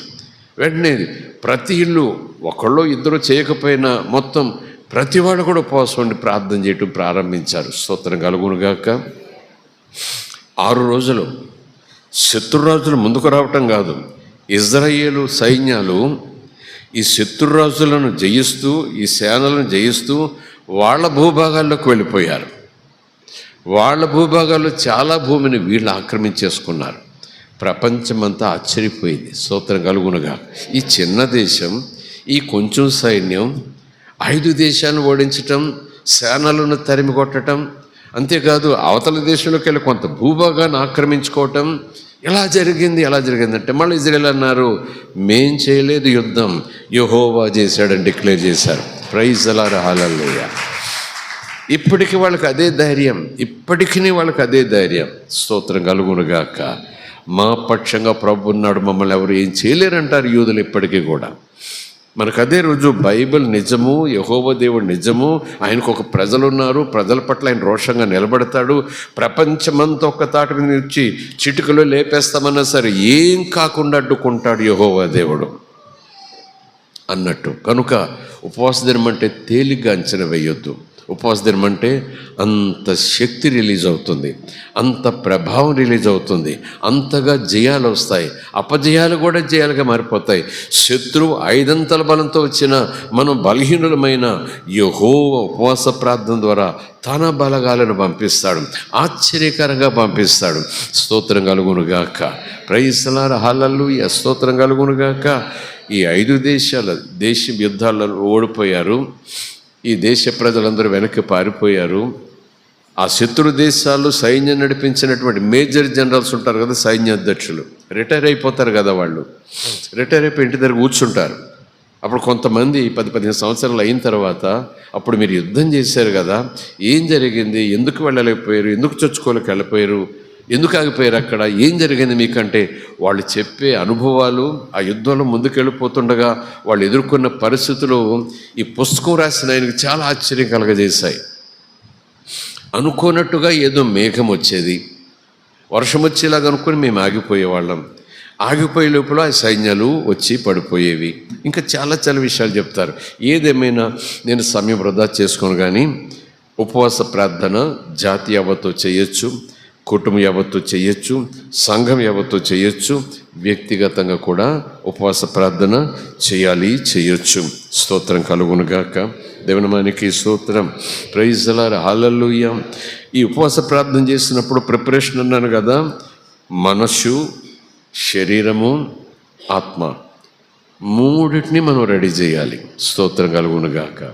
మనసు నిలుపుకొని 2 శరీరాన్ని బలహీనపరుచుకొని ఆత్మను దేవుని వైపు లగ్నం చేసి మనం ఉపవాసం ఉండుట ప్రారంభించాలి. లేదా ఉపవాసం ప్రారంభిస్తుంటే ఇవన్నీ అలా సెటరైట్ అయిపోవాలన్నమాట. స్తోత్రం కలుగునుగాక. అలా సెటరైట్ అయితేనే మనము బలమైన శ్రేష్టమైన రిజల్ట్ మనం చూడగలము. ఇదేదో పెద్దగా ఎక్సర్సైజ్ మాత్రం కనిపించవచ్చు, కానీ ఆటోమేటిక్గా జరిగిపోతాయి ఇవి. ఉపవాసం ఉంటానని కానీ ప్రభువు నాతో మాట్లాడాలి, నా ఇంట్లో కార్యాలు జరగాలి, 1 2 3 అన్నట్టు జరిగిపోతాయి. నేను చెప్పినంతగా టైం పట్టదు. స్తోత్రం కలుగునుగాక. ఆటోమేటిక్గా ఎంత సులువు అంటే, మనసు నిలుపుకోవటం ఎంత సులువు అంటే, మనం నిద్రపోతున్నప్పుడు దోమ కొడుతుంది అనుకోండి, మనం తెలియకుండానే ఇలా దాన్ని తీసుకుంటాం. దానికోసం డ్రిల్ ఏం చెయ్యం, ఇప్పుడేం చేయాలి అప్పుడేం చేయాలని ఏమి నోట్బుక్ తీసి చూడం. అలాగను ఉపవాస ప్రార్థన చేసేటప్పుడు కూడా మనసు నిలుపుకోవటానికి మరలా దానికి ఏం చేయాలి, ఎలా చేయాలి అనేది ఏమక్కర్లేదు. ఉపవాస ప్రార్థన కూర్చునేటప్పటికే మన మనసు, మన ఆత్మ, మన ప్రాణం దేవుని మీద లగ్నమైపోయేలాగున యేసు అని పేరు పెట్టి పిలిస్తే చాలు అంటాను నేను. స్తోత్రం కలుగునుగాక. దేవునామానికి స్తోత్రం, హల్లెలూయా. సరే, ప్రిపరేషన్ ఎలా ప్రిపరేషన్ అవ్వాలి ఈ మాటలు చెప్పి మరి కాస్త ముందుకు వెళ్ళటాన్ని నేను ఇష్టపడతాను. సమయం అయిపోతే ముగించుకుందాం. రాత్రికి మళ్ళీ ధ్యానం, రేపు మళ్ళీ అంశాలు ధ్యానం చేసుకుంటూ మనం ముందుకు వద్దాం. మధ్యలో కూడా దైవజనులు ఒకరిద్దరు వచ్చే అవకాశం ఉంది. ప్రిపరేషన్, సిద్ధపాఠం. మనసును సిద్ధపరచుకోవాలి, శరీరాన్ని సిద్ధపరచుకోవాలి, ఆత్మను సిద్ధపరచుకోవాలి. రెండవది, ఒక సమయం పెట్టుకోవాలి, ఒక స్థలాన్ని పెట్టుకోవాలి, తర్వాత ఒక గురి కలిగి ఉండాలి. స్తోత్రం కలుగునుగాక. ఇది కూడా ప్రభువు చెప్పిందే. వ్యక్తిగతంగా ప్రార్థన లేదా గుంపుగా ప్రార్థన, ఎలా పడితే అలా కాదు. ఒక స్థలం, వాక్యంలో మత్తయి సువార్త 6వ అధ్యాయంలో ఉంటుంది కదా, ఉపవాసాలు అన్ని సమయాల్లో అది అవకాశం ఉంటుందా, అది సాధ్యమవుతుందా అనేది అలా ఉంచినా, వీలున్నంత వరకు అలా సాధ్యపరచుకుంటూ మనం ప్రార్థన చేయటానికి ప్రయత్నం చేయాలి. యేసుప్రభు చెప్తారు కదా, ఉపవాసం ఎలాగ ఉండాలో చెప్పారు, ప్రార్థన ఎలా చేయాలో చెప్పారు. ఎక్కడికి వెళ్ళాలి? రహస్యమందున్న నీ తండ్రి నీ ప్రార్థన వినే నిమిత్తము రహస్యముగా నీవు నీ గది లోపలికి వెళ్ళి తలుపులు మూసుకోవాలి. స్తోత్రం, హల్లెలూయా. కాలం కూడా ఉంటుంది. ఉదయమా, మధ్యాహ్నమా, సాయంకాలమా, అర్ధరాత్ర, ఎప్పుడు నేను వాక్యం ధ్యానించి ప్రార్థనలో కూర్చోవాలి. 24 గంటలు వాక్యం చదవటం అసాధ్యం. 24 గంటలు ప్రార్థన చేయటం కూడా అది అసాధ్యం.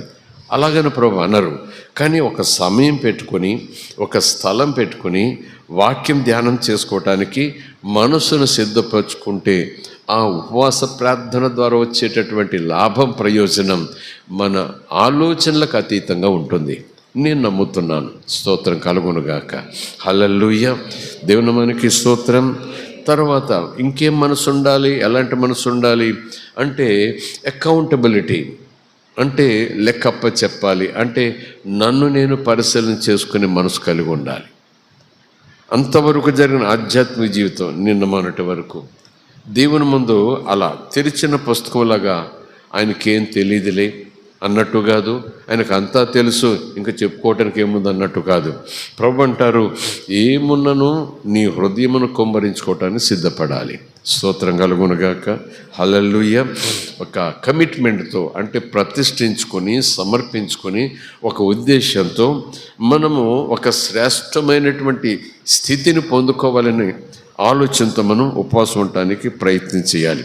లేఖను మర్చిపోలేదు కదా, మనము తగ్గించుకుని ఉపవాసం ఉండటానికి ప్రయత్నం చేయాలి. నా పేరు పెట్టబడిన నా ప్రజలు తమను తాము తగ్గించుకుంటూ, మరొక చోట తమ అతిక్రమములను ఒప్పుకుంటూ పశ్చాత్తాపడితే ఆకాశమందు ఉన్నటువంటి నేను వారి ప్రార్థన ఆలకిస్తాను, వారి దేశాన్ని స్వస్థపరుస్తాను, వారి ఇంటిని స్వస్థపరుస్తాను, వారి బిజినెస్ని స్వస్థపరుస్తాను, వారి వ్యవసాయాన్ని స్వస్థపరుస్తాను, వారి వ్యాపారాన్ని స్వస్థపరుస్తాను.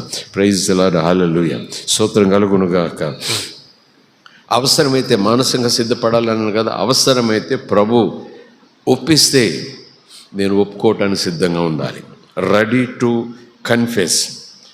ఒప్పుకోవటానికి సిద్ధపడాలి, పశ్చాత్తాపడటానికి సిద్ధపడాలి, సరిచేసుకోవటానికి సిద్ధపడాలి. స్తోత్రం కలుగునుగాక. 1 ఒప్పుకోవాలి, 2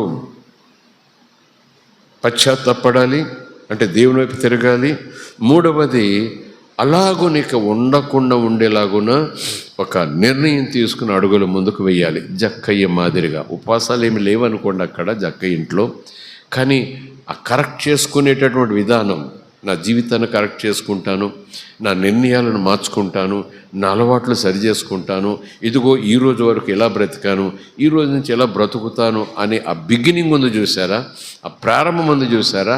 అలాగున ఉపవాస ప్రార్థన దినాల్లో ప్రభు మాట్లాడుతుండగా, సూచనలు చెప్తుండగా, హెచ్చరిస్తుండగా, కొన్ని విశేషమైన అంశాలు మన కళ్ళ ముందు పెడుచుండగా ఎప్పటికప్పుడు అవును ప్రభా, అవును నీకు వ్యతిరేకంగా అలా నేనున్నా, నీకు వ్యతిరేకంగా అలా మాట్లాడా, నీకు వ్యతిరేకంగా నేను అలాగనా అని వెంటనే చెప్పేసామనుకోండి, ఎవ్రీథింగ్ ఈజ్ క్లియర్. స్తోత్రం కలుగునుగాక. ప్రభు చెప్తారు, అస్సలు మీరు దాచుకోవద్దు. దాచుకుంటే ఆ పుండు, ఆ గజ్జి పెరిగిపోతుంది, దాని తీవ్రత పెరిగిపోతుంది, దానివల్ల మీకేం ప్రయోజనం ఉండదు. వర్ధిల్లరని ప్రభు చెప్పారు. అతిక్రమమును దాచుకున్నవారు, దాచిపెట్టుకునేవాడు డెవలప్ అవ్వడు, ఆత్మీయంగా డెవలప్ అవ్వకపోతే ఆర్థికంగా కూడా వాక్యానుసారంగా మనం డెవలప్ అవ్వని ప్రభు బల్లగుద్ది చెప్తే నేను దాచుకుంటానంటే ఆత్మీయ జీవితము ఎక్కడ వేసిన గొంగలు అక్కడ మాదిరిగానే ఉంటుంది. అందుకే వాక్యం ఎక్కడికక్కడ దేవుడు సలహా ఇస్తారు. పరిశుద్ధాత్ముడు నిన్నేమైనా ఒప్పిస్తుంటే వెంటనే ఆ విషయంలో అలా కాదు ఇలా కాదని ఏమనకుండా అవును జరిగింది, ఐఎమ్ సారీ. స్తోత్రం కలుగునుగాక. ఇంకా స్పష్టంగా చెప్పాలంటే బోరుని ఏడవాల. ఆ పాప ఒప్పుకోవటంలో ఏమేమి మాటలు నేను ఉపయోగించాలి? దావీదులాగనా, మోషేలాగునా? పాపం చేసిన వారు ఎక్కడైనా ప్రార్థన ఎలా చేశారు, ఎంతసేపు చేశారు, ఎన్ని పేజీలు, ఎలాంటి మాటలు పలకాలి పాపాలు ఒప్పుకోవటంలో అన్నప్పుడు పరిశుద్ధాత్ముడు లేఖనంలో నుంచి ఒక చిన్న మాట చూపిస్తాడు. తండ్రి దగ్గర నుంచి దూరం పోయిన కొడుకు, చిన్న కొడుకు బుద్ధి తెచ్చుకుని తండ్రి వైపు తిరిగి వచ్చాడు. వస్తూ ఒక మాట అనుకున్నాడు, తండ్రి దగ్గరికి వెళ్తాను, ఏం చెప్పుకుంటాను తండ్రితో, ఏం చెప్పుకుంటాను, ఏ రోజు పేకాట ఆడాను, ఏ రోజు గుర్రపందాలకు వెళ్ళాను, ఏ రోజు మందు దాటానికి వెళ్ళాను, అప్పుడు ఎవరి మందుకు ఎంత పోయించాను, ఆ మందు తగినప్పుడు ఏం చేశాను, నోవే. ఆ వ్యక్తి అనుకున్నాడు, చిన్నవాడు అనుకున్నాడు, అక్కడ రాయి ఉంది, తండ్రి నీకును నీ రాజ్యమునకును వ్యతిరేకముగా నేను పాపం చేశాను, నన్ను క్షమించు. స్తోత్రం కలుగునుగాక. సింపుల్. స్తోత్రం, హల్లెలూయా. కనుక ఒక్కొక్కసారి ఈ పాపాలు ఒప్పుకోవటం విషయంలో చాలామంది అవునో కాదని నేను చెప్పను, ప్రతి పాపం ఒప్పుకోవాలి అన్నట్టుగా కొన్ని లేఖనాలు కొంతమంది చూపిస్తారు. కొంతమంది దారి తప్పిన కుమారుడు ఒక చోట దావీదును, మరొక చోట మరొకరిని చూపిస్తూ ఆ చిన్ని ప్రార్థన ద్వారా పశ్చాత్తాపడటం చూపిస్తారు. వెంటనే దేవుని యొక్క ఆత్మ వారి మీదకి రావటం కూడా చూపిస్తారు. కనుక ఒకవేళ పరిశుద్ధాత్ముడు నీకు చెప్పితే, ప్రేరేపిస్తే అవి ఏమన్నా చెప్పుకో. కానీ ప్రభు చెప్తారు, నీకును నీ రాజ్యమునకును వ్యతిరేకంగా నేను తప్పు చేశాను. రాజ్యం అంటే ఏం చెప్పండి? నువ్వు ఆజ్ఞాపిస్తావంటే నేను కాదన్నాను, నువ్వు ఇలాగంటే నేను కాదంటూ మరొక రూట్లో వెళ్ళాను, నన్ను మన్నించు, నన్ను క్షమించు. స్తోత్రం కలుగునుగాక. క్షమిస్తాడా లేదా? అక్కడ చిన్న కొడుకే ఉపవాసం ఉండలేదండి, దాదాపు ఉపవాసం అనుకోలేదు. కానీ ఉపవాసం ఉండి నాన్న దగ్గరికి వెళ్తాను, అప్పుడు ఇంకా పవర్ఫుల్గా ఉంటుంది నా పశ్చాత్తాపం అనుకోలేదు. కానీ ఆటోమేటిక్గా బ్రతికే ఉపవాసం ఉంచేసింది. పరిస్థితులు అతను ఉపవాసం ఉండేలా చేసేసాయి. కరువు వచ్చింది కదా, తినడానికి ఏమీ లేదు కదా, పందుల పొట్టు ఒకటే మిగిలింది కదా, అది కూడా తినబుద్ధి లేదు కదా, అది కూడా పెట్టేవాడు లేదు కదా. ఇండైరెక్ట్గా ఉపవాసం అని అనుకోవచ్చు, కానీ మనసు ఉపవాసం కాదు కదా. అది మెయిన్ ఉపవాసం ఏంటంటే, తండ్రి వైపు వెళతాను, తండ్రి దగ్గర తప్పు ఒప్పుకుంటాను, కొడుకుగా చూడడు, నా కొడుకుగా ఉండే అవకాశం కోల్పోయాను, ఎక్కడో అవుట్ హౌస్లో ఒక పనివాడుగా ఉంచుకోమని చెప్తాను, కొంచెం బోబెడితే చాలు నాన్న అని అడుగుతానంటే, తండ్రి దగ్గరికి కొడుకు వచ్చాడు. తండ్రి ఏమంటున్నాడు? అది ఒప్పుకోలేదు, ఇది ఒప్పుకోలేదు, అక్కడ ఒప్పుకోలేదు, ఇది ఒప్పుకోలేదు, అంత తొందరగా నేను కౌగలించుకుంటానా, అంత తొందరగా నేను ముద్దు పెట్టుకుంటానా, అంత తొందరగా నేను లోపలికి రాణిస్తానా, ఇంకా నువ్వు పూర్తిగా ఒప్పుకోలేదు, ఇంకా అవన్నీ ఒప్పుకోలేదు, అవేనా, ఇంకా చాలా ఉన్నాయి, ఒక్క మాటతో చెప్పేస్తే ఎలాగా అని తండ్రి కర్ర పట్టుకొని గుమ్మం దగ్గర నిలబడలేదు. వచ్చాడో మాట అంటున్నాడు, కౌగలించుకొని మెడ మీద పడి ఆనంద బాష్పాలు ఆలుస్తూ ముద్దు పెట్టుకొని, నా కొడుకు బ్రతికొచ్చేసాడు. స్తోత్రం కలుగునుగాక. బ్రతకటానికి వచ్చేసాడు. అందరూ సంతోషించండి, మురికి బట్టలు తీసేయండి, స్నానం చేయించండి, ఉంగరం పెట్టండి, కాళ్ళకు చెప్పులు వేయండి, కొత్త బట్టలు వేయండి, పెద్దగా పండగ, నాన్ వెజ్, దూడలను బలివ్వండి, అందరూ సంతోషం, సంగీతాలు, వాయిద్యాలు, అందరినీ పిలవండి అంటున్నాడు ఆ తండ్రి. యేసు ప్రభు చెప్పిన ఉపమానం. స్తోత్రం కలుగునుగాక. హల్లెలూయా. ఒక్కటొక్కటి చెప్పాలి, చెప్పుకుంటే చెప్పుకో. ఒకటొక్కటి చెప్పావా, ప్రతీదీ చెప్పావా, ప్రతీదీ పోసుకొచ్చినట్టు చెప్పావా, అలా చెప్పితేనే నీకు క్షమాపణ, లేకపోతే దాచుకున్నట్టే అని ఒక రకమైన అక్రమం అనను. కానీ ఒక తీవ్రతరమైనటువంటి బోధలు కూడా మనం వింటాం. అందుకని అక్కడ అక్కడ అక్కడ కొన్ని వచనాలు ప్రభు వ్రాయించారు. ఏమనంటే, అక్కడ దేవుడు అడిగారు ఏదైనా తోటలో ఆదామును, నేను తినొద్దన్న పండును నువ్వు తిన్నావా? దేవుడు ఏం ఎక్స్పెక్ట్ చేస్తున్నాడు తెలుసు కదా మనకి ఆ స్టోరీ. దేవుడు ఏమి ఆశిస్తున్నాడు ఆదాం దగ్గర నుంచి? రిజల్ట్ ఎలాంటి సమాధానం ఆశిస్తున్నాడు చెప్పండి? నేను తినొద్దన్న పండు తిన్నావా? Yes or no? Praise the Lord, hallelujah. That's all. ఈయన ఏం చేశాడు? అలాగే ఎక్స్ప్లెయిన్ చేసుకుంటూ వచ్చాడు. మరి ఇలాగా, మరి అలాగా, మరి ఇలాగా, మరి అలాగా, అందువల్ల ఇందువల్ల అంటూ నాదేం తప్పు లేదు అని చెప్పలేదు, కానీ అందుకు అన్నాడు. Praise the Lord. ఎందుకంటే ఒక ఉదాహరణగా మీ ముందుకు తీసుకొచ్చాను. అది దేవుడు ఎక్స్పెక్ట్ చేస్తున్నాడు, తప్పు చేసేవా లేదా? తప్పు చేశాను, okay, forgive me, I will forgive you. స్తోత్రం కలుగునుగాక. హల్లెలూయా. ప్రైజ్ ది లార్డ్, హల్లెలూయా. కనుక అతిక్రమములన్నీ అన్నప్పుడు ఒక్కొక్కసారి మనకు దేవుడు వాగ్దానం చేసిన ఆ శాంతి మనలోకి రాలేదనుకోండి, ఇంకా మనకు కలవరం ఉందనుకోండి, ఇంకా ఆ కార్యం జరగడం ఆలస్యం అవుతుంది అనుకోండి, ఇంకా నేను ఒప్పుకోవాల్సినవి ఏమన్నా ఉన్నాయేమో, అందుకే ఇంకా దేవుడు కార్యం చేయటం లేదు. ఒప్పుకోవటం గురించి మాట్లాడుతున్నా, సిద్ధపాటు కూడా అది కూడా ఒప్పుకోవాలంటున్నాను కనుక కొన్ని వివరాలు చెప్తున్నాను. నేను పెద్దలు నేర్పించినవి, సదస్సుల్లో అనుభవం కలిగిన దైవజనులు బోధ చేయగా నేను అధ్యయనం చేసినవి మీ ముందు ఉంచుతున్నాను. దేవునికి స్తోత్రం, హల్లెలూయా. ఇంకా ఏదో ఉండాలి. అబ్బా చాలా వరకు ఒప్పుకున్నాను, నేను చాలా ఒప్పుకున్నాను, ఇంకేమున్నాయి అసలు ఏం గుర్తు రావట్లేదు అని ఇంచుమించు తల బాధగట్లు కొట్టుకున్న పని చేస్తారు కొంతమంది. నిజం, నేను కొంతమందిని అలా దుఃఖపట్టం చూశాను. ఎందుకంటే చాలామంది దైవజనులు, సంఘ పెద్దలు, ప్రార్థనా పరులు ఎవరో ఆ వ్యక్తికి ఆరోగ్యం రావట్లేదు, వ్యాధి ఇంకా ఇంకా తీవ్రమైపోతూ ఉంది.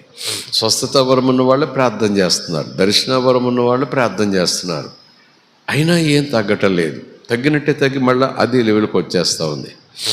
కనుక ఆ వ్యక్తి, ఆ సహోదరుడు ఒకరోజు, అప్పటికి ఇంకా నేను ఈ స్థాయిలో లేను, నేర్చుకుంటున్నా, అన్నా అంటున్నాడు. అతను ఏంటన్నా అంటే అతను అన్నాడు, నేను అన్నీ ఒప్పుకున్నా, నాకేం గుర్తు రావట్లేదు ఇంకా, కానీ అన్నీ ఒప్పుకున్న తర్వాత మళ్ళీ ప్రార్థన చేయించుకోవడానికి వెళ్తే ఇంకా ఏదో ఉంది నీలో, అందుకే దేవుడు నేను స్వస్థపరచట్లేదు. నువ్వు ఒప్పుకోవాల్సింది ఏదో ఉంది, దేవుడిని అడుగు, చెప్తాడు. అది దర్శనం చూసేవారు చెప్తున్నారు, అది వాళ్ళని అడుగుతున్నాను, బతిమలాడుతున్నాను. మీరే దేవుణ్ణి అడగండి, మీకు దేవుడు బయలుపరుస్తాడు. మీకు వరం ఉంది కదా, దేవుడు మీకు బయలుపరిస్తే అది నేను ఒప్పేసుకుంటా. నాకు అస్సలు తలబద్దలు కొట్టుకోనికి ఏమి జ్ఞాపకం రావట్లేదు. అన్నీ రిపీటెడ్గా మళ్ళా ఒప్పుకున్నాను చాలా సందర్భాల్లో. ఇంకా ఉన్నాయి అంటున్నారు. మీకు దేవుడి దగ్గర కదా, దర్శన వరం ఇస్తారు కదా, కనుక మీరు అడగండి దేవుడిని, ఫలానాది ఒప్పుకోమని చెప్పు అంటే నేను ఒప్పేసుకుంటా, ఈ బాధ భరించలేకపోతున్నాను అంటూ, ఏమో దేవుడు మాకేం బయలుపరచలేదు, నువ్వే కనుక్కో, నువ్వే అడుగు దేవుణ్ణి. ఆ దినాల్లో, ప్రభువులు ఎదుగుతున్న దినాల్లో, నేర్చుకునే దినాల్లో బాధేసింది. దేవుడు దర్శనం చూపిస్తారు, ఆ చూపించిన తర్వాత ఆ బిడ్డకు స్వస్థత వస్తుంది. దేవుని వీళ్ళు అడిగితే ఏ చీర కట్టుకోవాలో చెప్తారట. దేవుడు వీళ్ళు ప్రార్థన చేస్తే ఆ రోజు ఏ కూర వండుకోవాలో కూడా చెప్తారట. ఈరోజు మా ఇంటికి చుట్టాలు వస్తున్నారు, యేసయ్య ఏ కూర వండుకోమంటావు అని అడిగితే ఆ చుట్టాలకు ఏం కూర వండుపెట్టాలో కూడా చెప్తారట. విన్నాను నేను. ఆ దర్శన వరం కలిగిన వారు ఇలాంటి వ్యక్తి దగ్గరికి వెళ్తే ఒప్పుకోవాలి. ఇంకేం ఒప్పుకోవాలి చెప్పండి అయ్యా అని అంటే నువ్వే అడుగు అంటారు. ఇవన్నీ చెప్పిన యేసయ్య ఏ కూర ఉండాలి, ఏ కూరగాయ కలిపి ఉండాలి, అసలు సాక్ష్యాలు ప్రభుని అంగీకరించు తల్లిదినాలు సంఘాలను వింటుంటే పొలకరింపు కాదు, ఒళ్ళు జలధరించిపోయేది. ఇవి కూడా దేవుడు చెప్తాడా? ఏమండి, పెళ్ళిళ్ళకి ఏది కలిపి ఉండదాము అది కూడా యేసు ప్రభు చెప్తారట, పరిశుద్ధాత్మ చెప్తారట. ఇది 3 కలిపి వేపుడు పెట్టు. ఇంకా దర్శన వరం ఉన్న వాళ్ళ వెనకాల పరుగులు, రోజు కనిపెట్టి ప్రార్థన చేయించుకోవడానికి వచ్చిన వాళ్ళు, అయ్యో ఇవి కూడా చెప్తారా, అబ్బో ఇది కూడా అనుభవమా అనుకునేవాడిని. అలాంటి దర్శన వరం, అలాంటి ప్రభు కూర కూడా చెప్పేంత సహవాసం ఉన్నటువంటి వాళ్ళు ఈయన జీవితంలో ఉన్నటువంటి తప్పేంటో దేవుడు చెప్పడట. దేవుని అడగొచ్చు కదా, వాళ్ళు కూర అడిగినట్టే ఈయన జీవితంలో ఏముందయ్యా బాబు ఒప్పుకుంటాడట, కొంచెం నాకు బయలుపరిచి అతను చెప్తాను అని అంటే దేవుడు చెప్తాడు. కూర చెప్పిన దేవుడు అది చెప్పడా, ఇదిగో అతను ఒప్పుకోవాలి ఇదని. దేవుడు చెప్పటం లేదట, నువ్వే అడుగంటారు. నాకేం దేవుడు చెప్పటం లేదు. ఆశ్చర్యం, స్తోత్రం కలుగునుగాక. హల్లెలూయా. పదే ప్రార్థన చేయించుకున్నా ఇంకాను ఒప్పుకోవాల్సినవి ఉన్నాయి, ఉండాలి. లేకపోతే దేవుడు ఎందుకు ఇలా చేస్తాడు? ఇంకా ఏదో ఒప్పుకోవాలి, నువ్వే గట్టిగా పట్టుకున్నావు, ఒప్పుకోవట్లేదు, నీలోనే ఉంది ఫాల్టు అంటూ నెపమంతా వీళ్ళ మీద వేయటమే. దేవుడు నాకు చూపించింది అన్నారు, కానీ లేఖనాలు చదువుతుంటే నాకు అర్థమైంది. కొంతమంది దైవజనం చెప్పిన మాటలలో ఆ సత్యాన్ని నాకు తెలిసినంతగా స్వీకరిస్తే ఈ చిన్న కొడుకు మాదిరిగా, స్తోత్రం కలుగునుగాక, తండ్రి నీకును నీకు వ్యతిరేకముగాను నేను పాపము చేసినది నిజం. నువ్వు తప్పు చేసావు అంటున్నావు కదా, అవును నీతో ఏకీవిస్తున్నాను, నేను తప్పు చేశాను, నన్ను క్షమించు. అవుట్, డిలీట్ అయిపోయింది. స్తోత్రం కలుగునుగాక. దేవునామానికి స్తోత్రం. అక్కడ ఏదైనా తోటలో అదే జరిగింది. తిన్నావా అని అడిగితే ఎంత రూఢి తీసుకొచ్చారు. చాలా సందర్భాలు అదే, నువ్వు అవన్నీ చెప్పుకుంటా రావాలి, అప్పుడు దేవుడు అర్థం చేసుకుంటాడు. ఏమో ఒక్కొక్కళ్ళ విధానాలు ఒక్కొక్క విధానంగా ఉంటాయి. దేవుడు కృపాకాలంలో అన్నీ సింప్లిఫై చేసేసాడు. స్తోత్రం కలుగునుగాక. తెర ఇలా చింపేసి వచ్చేసే అన్నాడు. చేతులెత్తి స్తోత్రం చెబుదాం. Hallelujah, praise the Lord, hallelujah. So ఉపవాస ప్రార్థనల్లో ఇవి ఒప్పుకోవాలి అంటున్నాను కదా, పశ్చాత్తాపడాలంటున్నాను కదా, సర్దుబాటు చేసుకోవటం కాదు, దిద్దుబాటు చేసుకునే ఉద్దేశంతో మనం ఒప్పుకోవాలట. సరి చేసుకునే ఉద్దేశంతో మనం ఒప్పుకోవాలట, మళ్ళా చేసే ఉద్దేశంతో ఒప్పుకోవటం కాదట. సరి చేసుకునే ఉద్దేశంతో పశ్చాత్తాపడాలట. అది నిజమైన పశ్చాత్తాపట. స్తోత్రం కలుగునుగాక. Praise the Lord, hallelujah. So సిద్ధపాటు అంటే ready to correct self, ready to not only correct, to rededicate, మరలా సమర్పించుకునే ఉద్దేశంతో ఉపవాస ప్రార్థన. స్తోత్రం కలుగునుగాక. మరలా ఆయన హత్తుకునే ఉద్దేశంతో ఉపవాస ప్రార్థన, మరలా ఆయన కాళ్ళు పట్టుకునే ఉద్దేశంతో ఉపవాస ప్రార్థన, మరలా ఆయన చేతుల్లో పాత్రగా వాడబడే ఉద్దేశంతో ఉపవాస ప్రార్థన. రీడెడికేషన్, మరలా పునఃసమర్పించుకోవటం. చేతులెత్తి స్తోత్రం చెబుదాం. హల్లెలూయా. ఇంకా ఉపవాస ప్రార్థనలో అసలైనది, చివరిది, ఈ రోజుకి చివరిది. ఎలాంటి సిద్ధపాటుతో ఉండాలి? మనసు ఎక్కువ దేవుని దగ్గర నుంచి వినాలి, అలాగే ఎక్కువ దేవునితో చెప్పాలి. ఇది కూడా జరగాలి ఉపవాస ప్రార్థనలో. Hearing more from God and speak more to God. దేవునికి ఎక్కువ చెప్పాలి, దేవుని దగ్గర నుంచి ఎక్కువ వినాలి. అంటే అర్థం ఏంటి?